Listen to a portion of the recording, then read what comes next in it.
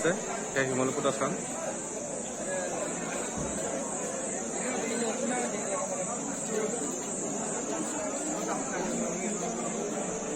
ইয়া মন্দিৰটোৰ যোনটো দেৱটো ইয়াত মানুহ আনে আমাৰ ল'ৰা ছোৱালী পোহপাল কৰিবলৈ নিদিয়ে। জন্মৰ লগে লগে মৃত্যু হয়। এই মৃত্যু হোৱাৰ পাছত এটা আমাৰ দণ্ডা এটা আহিলে, বাগানীয়া দণ্ডা এটা। বাগানীয়া দণ্ডাই আহি ইয়াত ৰাতি থাকি গ'ল। ৰাতি থাকোঁতে ইয়াক মানে এই দেৱটোৱে মানে ইয়াক মাৰিবলৈ কৰিছিল। মাৰিবলৈ কৰোঁতে তেতিয়া মানে এই ৰাইজে মানে গোট খাই ৰাতিটো সিংহৰ বাখৰ কৰি দিলোঁ। কৰি লওঁতে তেতিয়া মানুহ উঠি গ'ল, বাচি গ'ল। মানে বাচি গৈ তেতিয়া সি 3 ৰাতি মানে ইয়াত দণ্ডাই উঠিলে।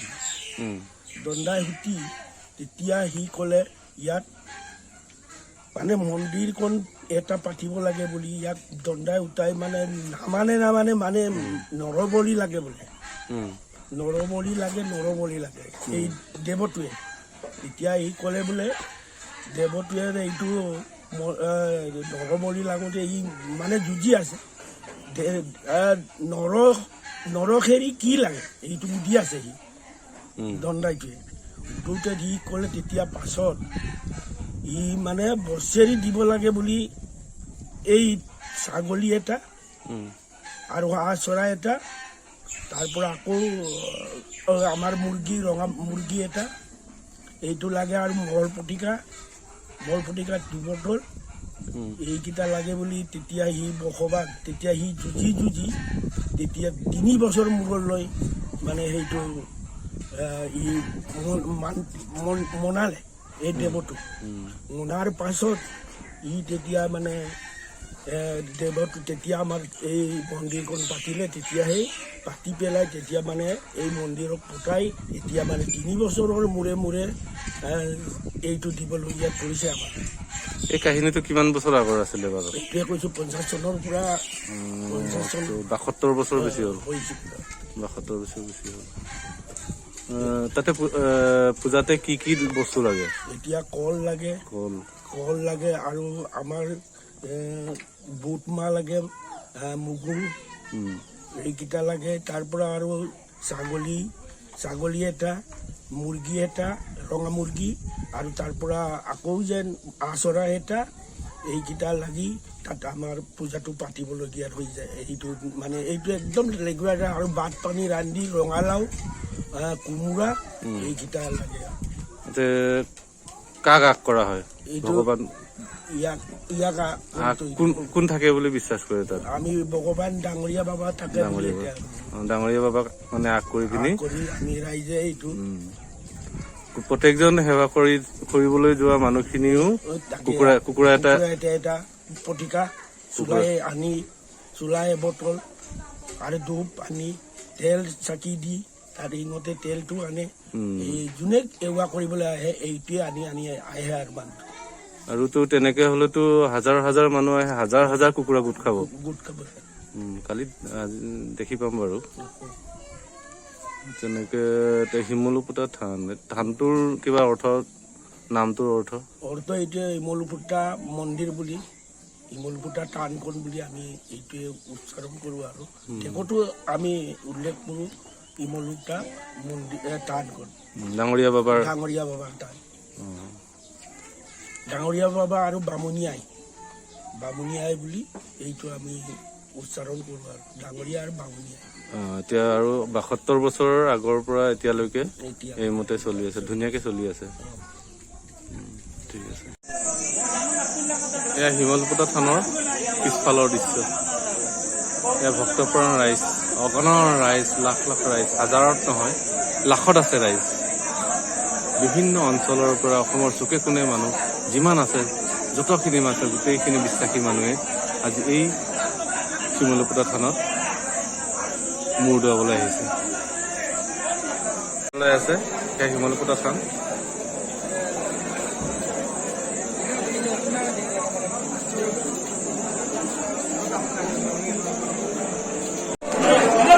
এয়া শিমলুপুতা থানৰ ভক্তপ্ৰাণ ৰাইজৰ বিভিন্ন অঞ্চলৰ পৰা অহা ৰাইজসকলৰ বাবে পায়নৰ কাৰণে আয়োজন।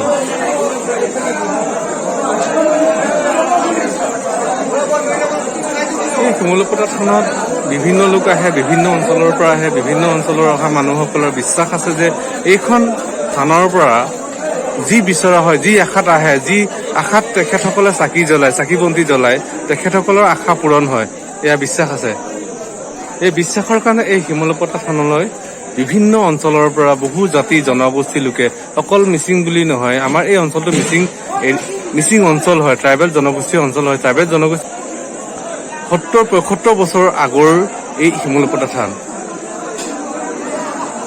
স্বাধীনোত্তৰ কালৰ পৰাই এই শিমলুপুতা থানখন এতিয়ালৈকে চলি আছে।